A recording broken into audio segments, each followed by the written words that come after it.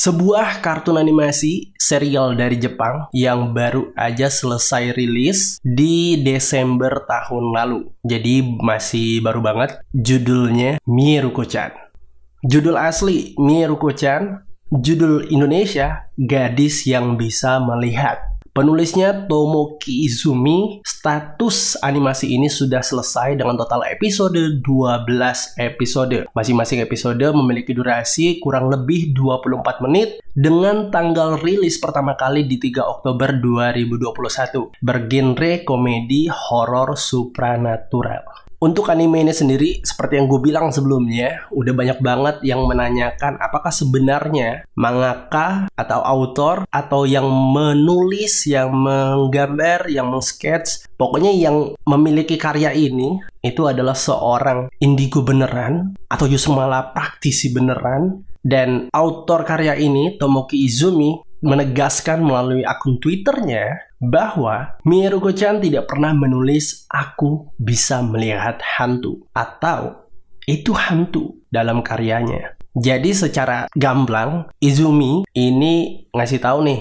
kalau bahkan di dalam serial filmnya pun, di dalam serial animasinya pun, tokoh utama tidak pernah menegaskan, "Oh, aku bisa melihat hantu." Bisa dibilang itu terserah lo mau nganggapnya dia bisa melihat hantu atau enggak. Tapi biar lebih seru, tonton deh. Filmnya lo bisa tonton di YouTube juga, gampang banget. Ke channel yang legal, yang resmi lo bisa nonton anime, apapun itu jenisnya termasuk Miruko-chan, di Muse Indonesia. Linknya bakal gue taruh di deskripsi ya. So, gue hitung sampai 3. Kalau lo belum ingat juga, berarti lo penasaran nih dengan spoiler kira-kira anime ini sebenarnya ngapain gitu. 1, 2, 3. Jadi kita mulai aja nih ya. Miruko-chan.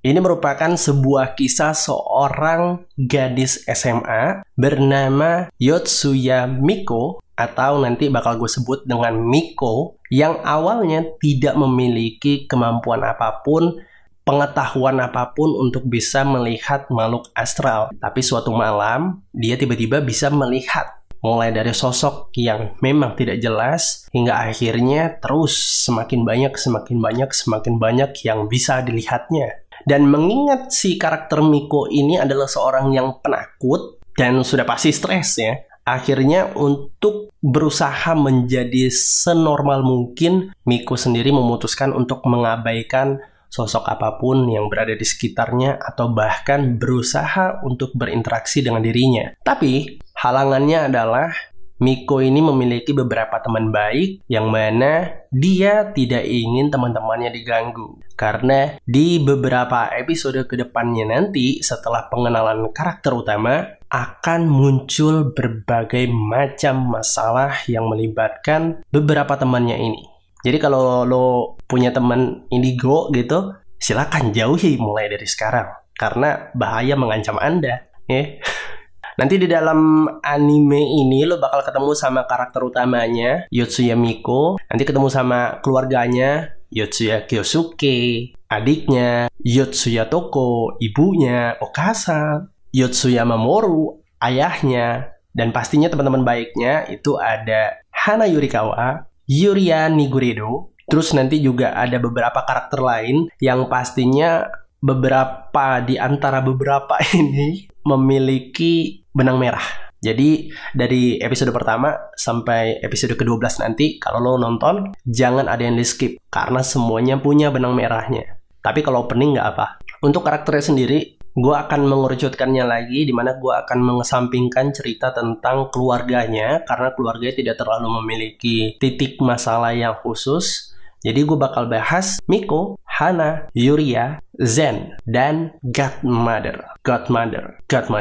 Dari kelima ini gue bakal bagi dua. Dari kelompok yang bisa berinteraksi sama makhluk astral, ini ada Miko, Yuria, dan Godmother. Terus juga yang tidak sama sekali, tapi memiliki kecenderungan untuk mengundang aktivitas makhluk astral, ada Hana dan juga Zen. Gue pengen bahas dulu 3 orang ini, Miko, Yuria, dan Godmother. Karena ini merupakan interpretasi dari tingkat indigo secara umum. Karakter utama, Miko. Miko ini sebenarnya orang yang biasa-biasa saja, dan bahkan sampai nanti di akhir episode itu belum ada penjelasan yang pasti. Soalnya di akhir episode season 1 ini itu gantung. Nggak tahu nih bakal ada season 2-nya atau enggak. Tapi manganya terus berlanjut. Jadi kemungkinan besar season keduanya bakal ada. Cuman memang pengumumannya belum ada aja. Miko sendiri bertransformasi, nggak bisa melihat makhluk astral sama sekali, terus tiba-tiba bisa melihat makhluk astral, bisa melihat hantu, apapun jenisnya yang ada di jalan, sekolah, rumah sakit. Bahkan dia juga bisa tahu nih seseorang yang melakukan hal baik dan juga melakukan hal buruk. Seseorang memiliki karakter baik dan juga memiliki karakter buruk. Tapi itu dipelajarinya secara otodidak. Karena di sini juga Miko ini sendiri tidak menunjukkan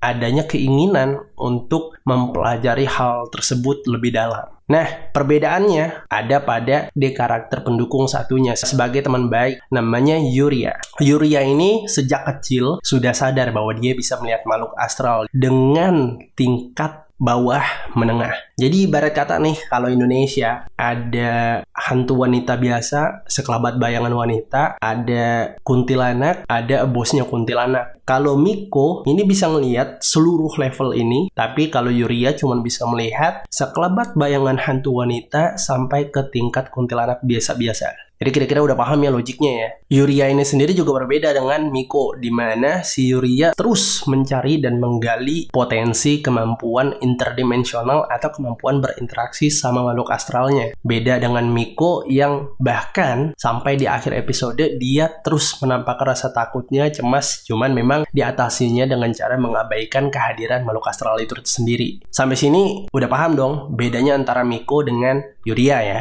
Terus apa nih? Sosok satu lagi, karakter Godmother. Ini merupakan seorang cenayang yang memberikan jasa pembacaan masa depan, meramal, dan hal-hal yang berkaitan dengan profesinya itu. Cuma satu waktu si Miko datang untuk meminta juzu atau tasbih orang Buddha. Satu waktu Miko sama Hana itu datang minta juzu itu tadi untuk mengatasi sosok yang menempel pada Miko. Tapi ketika dikasih ternyata juzu tersebut tidak memiliki efek yang diharapkan dan justru malah semakin membuat sosok yang menempel pada Miko itu marah.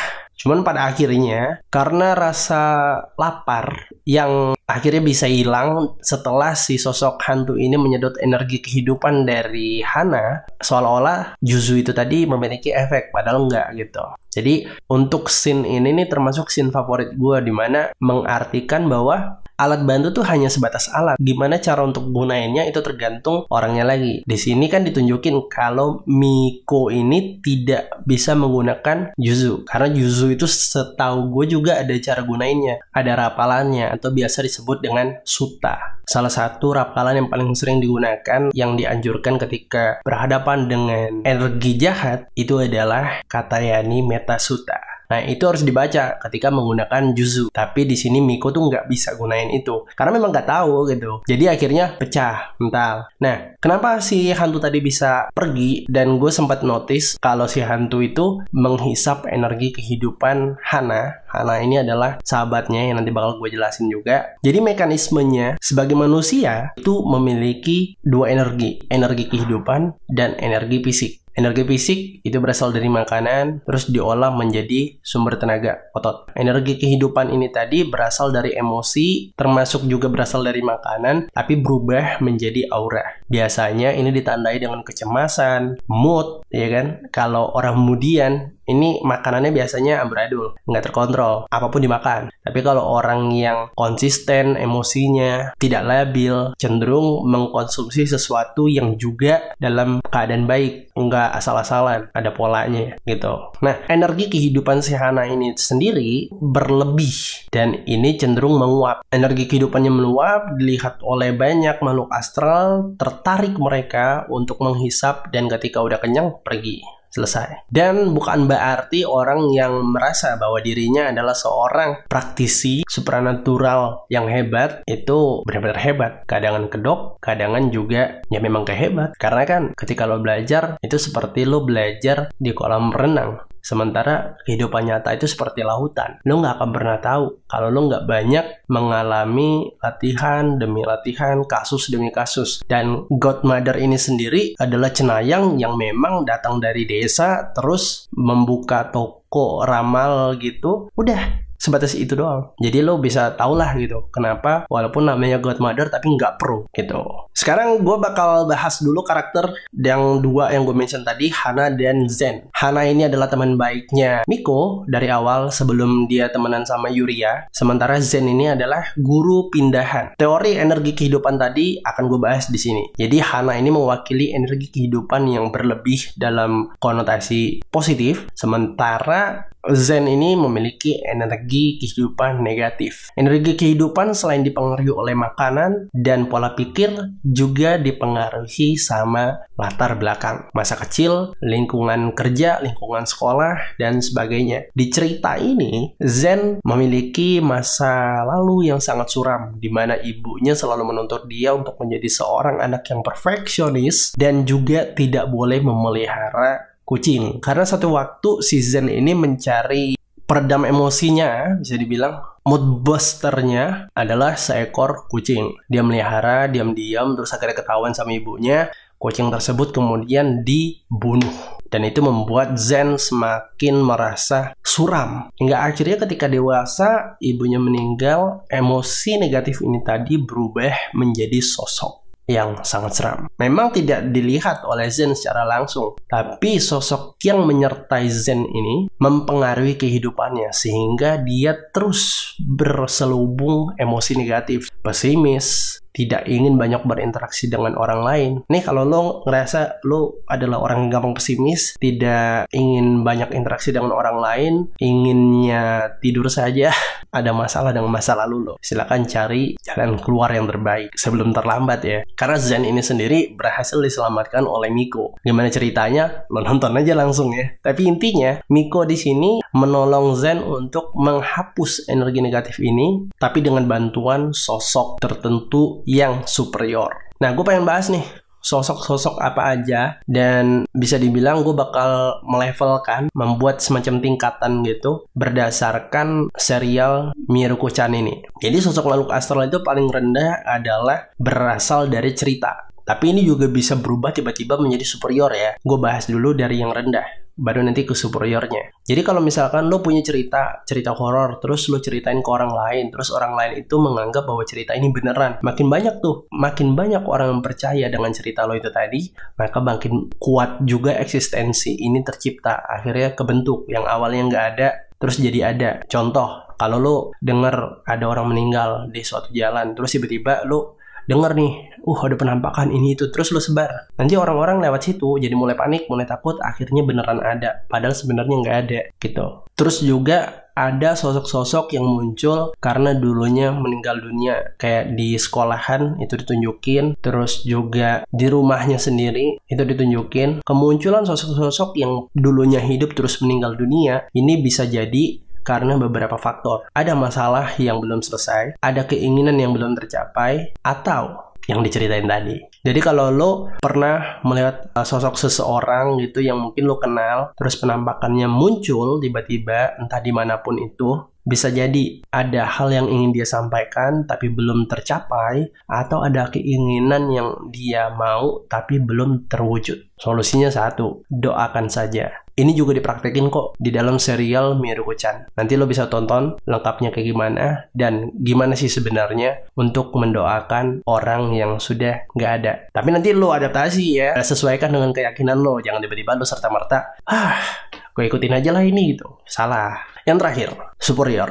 Sosok superior selain berasalkan cerita-cerita nyata, mitos contohnya, ya kan? Lo mungkin pernah denger nih rumah hantu kentang. Akhirnya di jalan tersebut, di rumah tersebut tercium aroma kentang di waktu-waktu tertentu. Terus juga hantu-hantu noni Belanda di beberapa tempat yang mungkin memiliki sejarah kolonialisme. Itu juga merupakan mitos yang akhirnya diceritakan terus-terus. Ya kalau misalkan nanti satu waktu nih nggak ada lagi satupun orang membicarakannya, sosok itu akan hilang dengan sendirinya. Tapi ada satu faktor lagi yang cukup berbahaya. Contoh gini, lu berdoa, terus lu memberikan sesuatu, Dalam kepercayaan orang Jepang atau yang biasa dikenal dengan kepercayaan Shinto, di mana mereka menyembah zat-zat yang sifatnya alam. Apapun itu, gunung, laut, matahari, api, apapun yang sifatnya alam dan menurut mereka memiliki power tertentu, mereka akan berdoa kepada hal tersebut dan salah satunya adalah berdoa kepada dewa-dewa. Di Miruko-chan ini, Miko sempat melakukan panjat doa di suatu kuil. Nah, kuil ini ternyata memiliki sosok superior, sosok yang diyakini kuat, bisa jadi oleh pelestarinya ya. Kan biasanya kalau di tiap kuil itu ada pelestarinya, perawatnya gitu. Dan yang namanya kuil itu pasti memiliki sosok yang diagungkan, biasanya dalam bentuk patung. Waktu pertama kali si Miko itu datang ke kuil tersebut, dia memanjatkan doa, meminta pertolongan, meminta nasib baik, dan ini didengar oleh sosok tersebut yang akhirnya dalam beberapa kesempatan di mana diberikan 3 kesempatan, si Miko akan diselamatkan oleh sosok ini. Sampai akhirnya di episode terakhir, sosok ini tiba-tiba melahap Miko. Dugaan gue sih ya, gue sebagai yang tidak mengikuti manganya, menduga bahwa sosok ini mengambil energi kehidupan yang dimiliki oleh Miko saat itu sebagai bentuk bayaran. Karena di dalam anime ini, sosok-sosok hantu lainnya juga sempat berusaha untuk menghisap energi kehidupan, tapi bukan di Miko, tapi di Hana. Nah, dugaan gue sih kurang lebih seperti itu ya. Karena kan si sosok superior ini melihat si Miko, dan memang cuma Miko aja yang dihadapin sama mereka. Soalnya setelah sosok superior ini melahap si Miko, terus si Miko tiba-tiba kesadar di tempat lain gitu. Relatable-nya dengan kehidupan nyata ialah menurut gue semuanya ya. Mulai dari sosok yang sangat kecil, sosok yang superior, terus ada manusia-manusia yang memiliki energi kehidupan berlebih yang menjadi daya tarik sehingga makhluk astral itu kerap menempel dengan manusia tersebut yang akhirnya membuat si manusia ini gampang lapar, gampang haus, ngantuk, dan lain sebagainya. Ada juga orang yang memang mencari informasi, mencari edukasi, mencari pengetahuan tentang interdimensional, padahal batasannya sudah ada, jadi tidak bisa meningkat lebih. Ada juga cenayang yang bisa melakukan ramalan, membaca masa depan lewat kartu, lewat tarot, dan lain sebagainya. Dan bahkan ada manusia biasa yang tiba-tiba saja bisa melihat hantu dan harus siap dengan keadaan tersebut. So, sekian bincang-bincang tentang Miruko-chan. Tapi gue pengen tanya deh, kalau lo udah pernah nonton Miruko-chan, apa sih cerita atau scene paling memorable, paling lo ingat di anime ini? Kasih tahu di kolom komentar. Terakhir, jangan lupa untuk like, share, dan subscribe channel ini. Dan follow juga Instagram gue di @raunalira. Gampang banget, aktifin notifikasinya agar nanti kalau gue upload episode terbaru, lo bisa langsung tahu. Kalau gitu, ucapan terakhir dari gue, keep smart dan jangan lupa bahagia. Bye!